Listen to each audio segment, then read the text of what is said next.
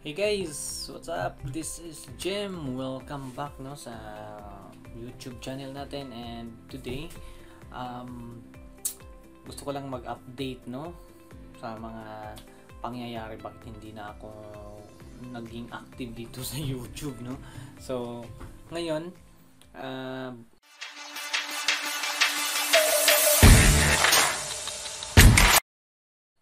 mag-update lang ako sa inyo sa mga pangyayari sa buhay ni bakit hindi na ako nakapag-upload and sobrang busy sa work Saturday lang kasi yung off, tas may mga lakad pa, may mga importanteng inaasikaso, lalo na yung sa PR application. But today, isa lang ang ma-update ko sa inyo is good news kasi sa wakas na-reach na natin yung goal, which is ma-PR na tayo. And ngayon, ito na yung hawak ko nakikita nyo, ito yung papel na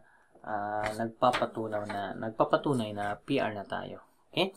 So, congrats sa atin, and meron na din akong mga estudyante dati, yung mga followers natin dati na PR na din. So, alam niyo yung kwento simula TikTok hanggang YouTube na dati, temporary pa rin workers lang din ako katulad sa inyo, yung nangangarap na magpunta ng Canada, temporary pa rin workers, ngayon PR na.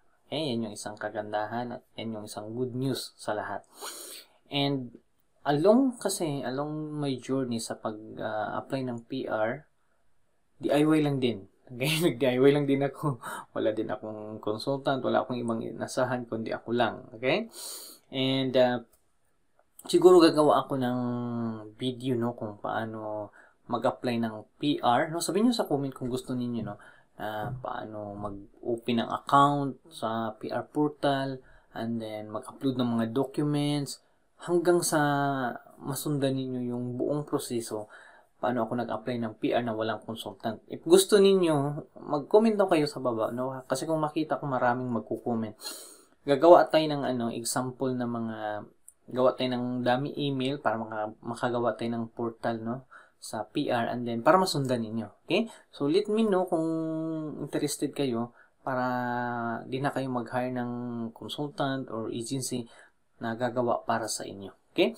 So, let me know. Mag-comment kayo dyan sa baba para gagawa ako ng video. But sa ngayon, isang masabi ko lang sa inyo na salamat sa mga dasal ninyo and sa mga wishes ninyo na nakuha na natin na yung PR na tayo, and then waiting na lang ako sa card, PR card para makapagbakasyon na sa Pinas kasi na-miss ko na din yung mama ko.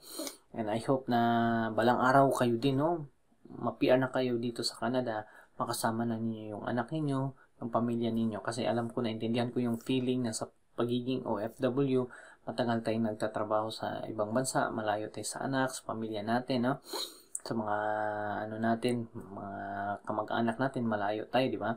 So, hopefully pagpunta nyo dito sa Canada, ma-PR na din kayo para makasama nyo na yung mahal nyo sa buhay. Yan yung isang goal natin. Hindi lang pera-pera, di ba? Hindi lang dahil Canada, malaking sahod, hindi lang ganun. Kundi yung makasama yung pamilya or anak mo. Di ba? So, good news, Good news dahil from temporary workers, alam mo, 6 months lang, nung nakatanggap ako ng kontrata dati, 6 months lang pinirmahan ko. Ang daming what if sa buhay. What if after ng 6 months mapauwi ako? What if yung pangarap ko? Ang daming worry, Ang dami kong worry. But nag-take rest pa rin ako sa 6 months, and then after ng 6 months nalipat ako ng ibang province. Another 6 months ulit. Mayroon pa rin pangamba, what if mapauwi, Alam natin maraming mga pagbabago sa immigration. But still, malakas pa rin yung paniniwala natin na balang araw, ma-PR tayo. And yun nga, hindi tayo nagkamali. So, nakadalawang 6 months ako na kontrata na seasonal. And then, bumalik ako dito sa dati kong company na opera ng full-time hanggang naka-apply ng PR. Okay? And some of you, nasundan nyo yung journey ko. And marami akong mga videos na shinare dito sa YouTube. And i-share ko na din yung sa PR journey ko, kasi na-share ko na sa inyo yung paano gumawa ng resume, paano mag-apply ng work permit, paano mag-link ng account, marami, So, siguro, titingnan ko yung email, kita ko sa inyo yung mga email pagdating sa PR application, ano yung una kong email na receive, ano yung kasunod, ano yung pangatlong email, ano yung kasunod na email, ano pang-apat, para pag dumating na kayo ang ma-PR, masusundan ninyo at aware kayo kung anong klaseng email ang matanggap ninyo sa PR portal ninyo. Okay? So, sa PR kasi marami kayong email na marireceive and dapat updated kayo para hindi na kayo magbayad ng consultant or agency kasi napakamahal.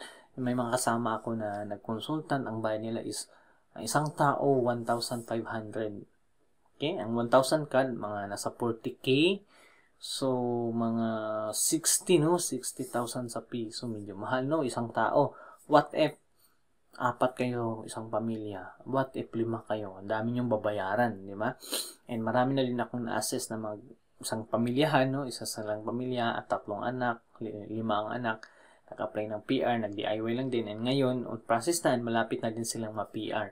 And I hope na kung nakatulong ako sa kanila, sa inyo din, no? Itulong ko din yun sa inyo.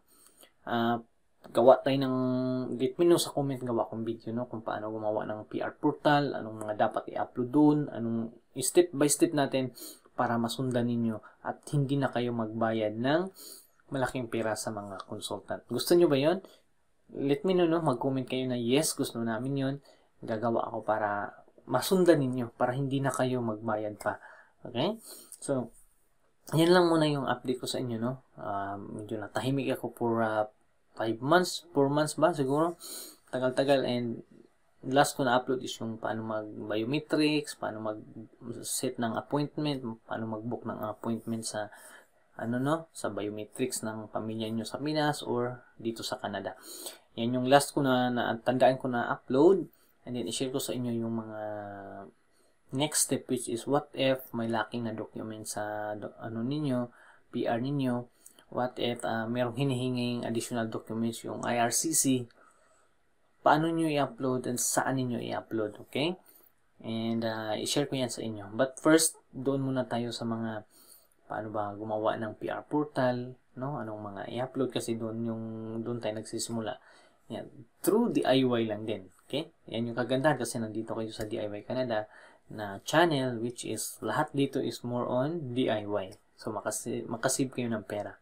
Okay, na PR ako, na wala akong inaasahang tao. Wala akong consultant. Okay, wala akong consultant, walang agency, walang tumulong sa akin. Ako lang, no? Binasa ko lang yung website, napakadami kong pinagdaanan.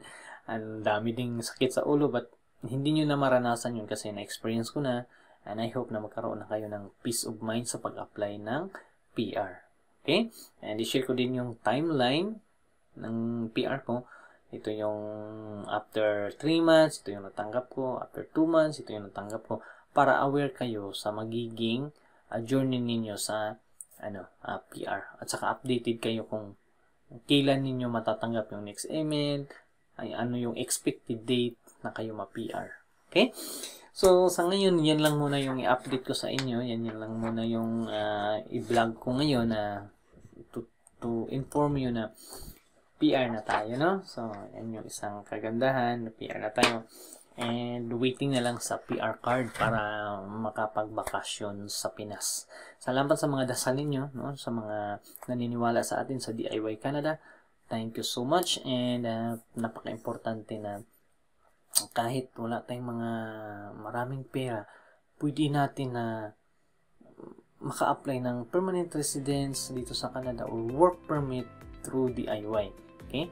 Naniniwala ako na kaya nabuo yung channel natin na DIY kasi alam kong darating ang time na hindi tayo gagastos ng maraming pera. Okay? So, yun lang. That's it, and thanks for watching.